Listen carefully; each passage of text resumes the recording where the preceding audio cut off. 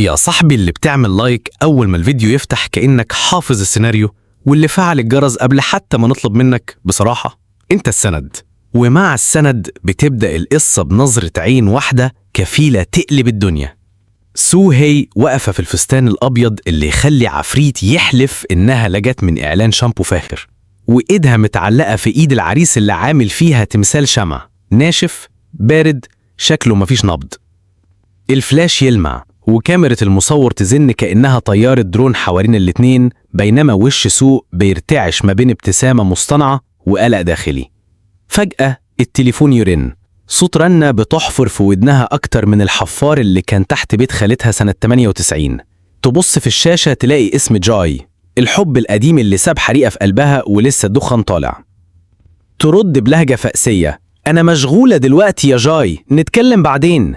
يرد صوت كأنه جاي من محطة قطر، أنا في المطار دلوقتي وهسيب كوريا، أهو بقولك هطير السايبة ورايا تراب. استنى بس، إحنا نتفاهم بعدين، أنا في اجتماع مهم. اجتماع إيه؟ أنت فين؟ في جزيرة يولونج.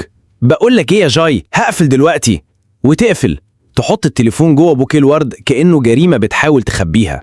ترجع تضحك للكاميرا لكن جواها فيلم هندي شغال على أعلى صوت. قلبها بيخبط، نفسها ينقطع، وكعب الكوتشي بيصرصر وهو بيدب على أرضية المسرح الزلقة بالضغط. ولقان الدراما عمرها ما بتيجي لوحدها، تكتشف إن الفرح كله تمثيلية كبيرة. العريس عميل، المصور عميل، والناس اللي بتهلل فوالين مبروك يا عروسة دول أصلاً فريق دعم لوجستي تابع للمخابرات الوطنية الكورية. الهدف الحقيقي عملية الإمساك ببارك، مدير تطوير الأسلحة الفتاكة أثناء صفقة سرية مع الوسيط إكس. سو هي العميلة الميدانية اللي لازم ترقص على الوتر وتضحك على الجمهور، وفي نفس اللحظة تبقى جاهزة تشد السلاح من تحت الفستان لو الظروف لعبت. من غرفة مراقبة شبه كبسولة فضائية، المديرة هونج بتراقب كل نبضة قلب، عينيها وحلة ضغط بتفركع في صمت. أول ما بارك والوسيط يركبوا المركب في المينا تجيلها الإشارة، تحرك فريق الستة ينطوا زي المارينز على ظهر السفينة. شغل جامد، أبواب تتكسر، ناس بتتزحلق، صريخ عالي. في الآخر يقبضوا على 2، لكن المحفظة طلعت فاضية. السلاح الحقيقي اترمى في البحر. يا قلب لا تحزن. سو تعيد اللقطات، تزوم، تكتشف الوسيط رمى حاجة معدنية في المية. قلبها يرج بعنف، بتهرول ناحية الدرابزين، تشوف المركبة الطايرة بتاعت العصابة بتقلع من فوق الموجة، تلف في الهواء، ترش رذاذ مية وتروح من غير تفكير. تبحلق، تندفع ناحية وحدة الطيران، تركبها، تضغط غيار ورا غيار كأنها سرقت موتوسيكل يوم الجمعة، وتتبع العصابة للسما. وهنا المكالمة التانية تيجي، الموبايل بيرن على الأرضية في غرفة القيادة، لكن هي أصلا فوق في السما. جاي مخنوق، مش حابب يسيب الرسالة فاضية، يسجل فويس نوت بيقطر مرارة. كل مرة بتكدبي وتستبل باللي بينا وبتسمي ده حب. أتمنى اليوم اللي يجي فيه واحد حقير زيك يلعن يشتك، مع السلامة يا بنت الجزمة، ويكسر الموبايل نصين. سو ما تسمعش الرسالة دلوقتي، لسه في مطاردة حامية. تحاول تصوب على المركبة، تطلق طلق، النار يخبط في الهواء، الرصاص يصفر ويروح في البحر. العصابة تلف، تزوغ، تسحب سلاحها اللي وقع منهم وتطير بعيد.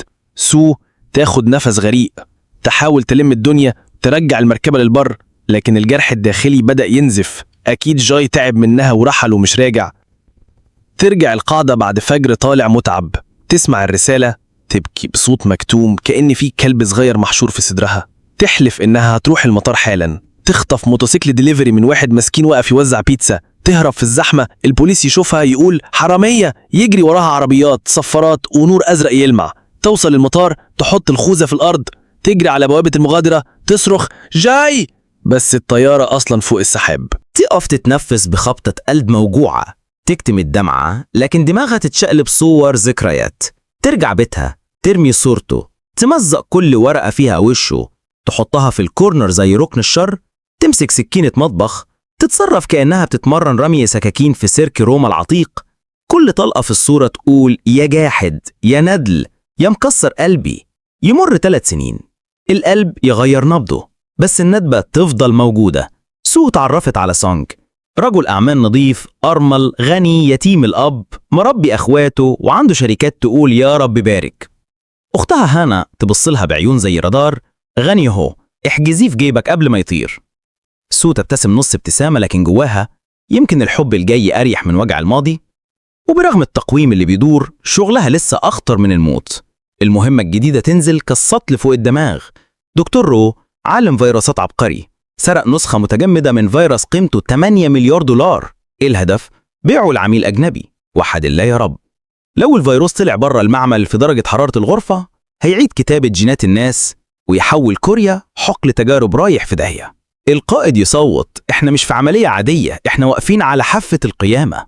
سو تتنكر في زي عاملة نظافة في فندق 5 نجوم، تجر عربية المنظفات، تطلع أوضة رو، تدلق منظف حمام فواح، وتأمر الحديدة مسدس بشريحة تتبع بيومترية تضربه بدبوس ميكروسكوبي في رجليه. كل شيء معدول لغاية لما حد بيفتح باب الحمام. وش تعرفه من آخر الدنيا، جاي واقف بيكح، لابس جاكيت خفيف، بيعمل شغل هو كمان. عينه تقع في عينها، الزمن يتجمد، الهيكلين العصبيين يصرخوا ايه ده؟ هي تألف وشه 25 سنة، 3 سنين حرقة، يطلع منها فرس نهر غضب، تنط عليه، تخبطه في الحيطة، تصرخ 3 سنين يا خاين. هو يرد: انت اللي كدبتي عليا. يدوروا زي النحلة والفراشة، الأمن يسمع صراخ، يدخل يلقاهم ماسكين في بعض زي أفلام التسعينات، يلموهم يودوهم الاسم. في التحقيق الضابط يبص الاتنين بيصرخوا، يمد ايده زي الحكم في ماتش ملاكمة ويقول كفاية مصارعة، 1-1، لكن محدش سامع. يخلصهم بالتقارير، يطلعهم بكفالة، كل واحد روح على البيت والجروح القديمة انفتحت. ليلتها سو ترجع على البيت تكلم أختها: أنا مخبية على السونج حقيقتي، هفضل كده للآخر؟ أختها تحط إيدها في جنبها: دي مش كدبة يا بت، ده أمن قومي، اقفلي الموضوع. اليوم اللي بعده جاي يروح قسمه في المخابرات الأجنبية، نكتشف إنه اتجند بعد ما سافر كندا، اتدرب سنة، رجع في مهمة. مديره كيم راجل شرس، يديه ملفات فيكتور، عميل روسي بتغطية رجل الأعمال. فيكتور أصعب من ثعابين التندرة، وده بيلعب كوتشينة باللغة شفر الجواسيس. خطة المراقبة إيه؟ لزق كاميرا في طبق الشوربة لو لزم الأمر. بالليل جاي متخفي جرسون يدخل أوضة فيكتور ويسيب كاميرا في وردة على الترابيزة. فيكتور يرفع الوردة، يدوسها في صباعه، يضحك ضحكة برد سيبيريا ويقول محترف بس مبتدئ، ويرميها في الزبالة زي يفرغ رقة وصدره بيتخبط، لكن ما عندوش خيار غير الاستمرار. يوم بعد يوم الشكوك بتزيد. المخابرات الداخلية تشوف لقطات حديقة الملاهي وتلقى سو بتجري وهي حامل مزيفة، فتقول دي بتساعد العدو. والمخابرات الخارجية تلاقي جاي بيتحشر في مكالمة مشبوهة، فتقول ده عميل مزدوج، وكل طرف ناوي يكمش التاني. السلك الشائك حوالين قلب الاتنين بقى سميك. يقرروا يواجهوا بعض، يقعدوا على ترابيزة مطعم شعبي على جملة كل واخلع، طبق نودل سخنة يشهد صراع أعصاب. جاي يرمي سوال كأنه طلقة فيشنج: ما زلت بتروح يولونج ولا رحلات الخلصت؟ ترد تضحك تقول أنا ما بستخدمش الناس زي غيري. هو يعض شفته يقول أنت كنت تاريخ من الكذب. تغمغم وأنت ما بتفهمش يعني إيه تضحية. يدخل النودلز في حرب أهلية، صوت قوم، لكنه يقوم قدامها فجأة، ويضطروا يحضنها بحجة رومانسية زائفة عشان يركب لها جهاز تنصت في ظهر جاكيتها. هي تحضنه مضطرة وتلزق نفس الجهاز في بدلته. الاتنين خارجين يضحكوا ضحك مسموم. بعدها تتوالى الضربات. المخابرات الداخلية تقبض على صاحب جاي الشاب سي عشان بدلة التنصت اتحولت غلط. سي لبسها لأنه حب منظرها، والميكروفون نقل مكالمة عن مخدرات في هونج تجن وتقول أكيد جاي تاجر سلاح. في نفس الوقت كيم يبعت رجالته يمسك سو معتقد إنها عميلة لفيكتور. هي تدلو 20 عسكري في الشارع، تنط زي القرد البامبو، تهرب وتكسر جهاز التناصت وهي بتولعه، تمسح الطين عن وشها وتقول أنا هخلص المهمة رغم المتخلفين دول. نوصل للمهرجان الثقافي الكوري الروسي تحت قذرة أصوات فولكلورية وأصوات ماتريوشكا بتضحك. سونيا اللي هو فيكتور لابسة فستان أحمر زي دم غزال، تلمع في الكوشة. رو يسلمها الفيروس في أنبوبة حرارية، هي تسلفه فلاش ميموري المعلومات وتحويل 10 مليار دولار قبل ما تخلص كوباية فودكا البنجر. صوت اتربط على كرسي خشب وسط القاعة المخملية، حبل مشدود حوالين دراعها زي ذكريات الحب المؤلمة. سونيا تلف على المسدس عليها، اللحظة تحبس نفس العالم. جاي يقتحم باب الشرفة، يهجم، يمسك مسدس، يرمي طلقة تحذيرية في السقف. الصمت يسود. صوت يبص تلاقيه وجها لوجه. الدنيا تلف، لكن مفيش وقت رومانتك. سونيا تدوس الزناد، جاي يمد جسمه قدام سو، الرصاصة توش الواقي الصدري وتخبط ويطيره متر لورا. سو تصرخ صرخة قلبها بيتسحب بمغرفة، تجري عليه، تدعكه، تلقى انه حي، تبكي دموعها سيول.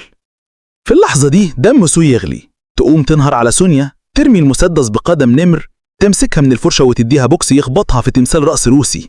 ميكيل اللي هو دراعها اليمين يطلع رشاش قصير، لكن جاي بيلم نفسه، يشد عصاية معدن، يدخل عليه، يفرش له ضربة يمين شمال لحد ما الرشاش يقع كأنه لعبة.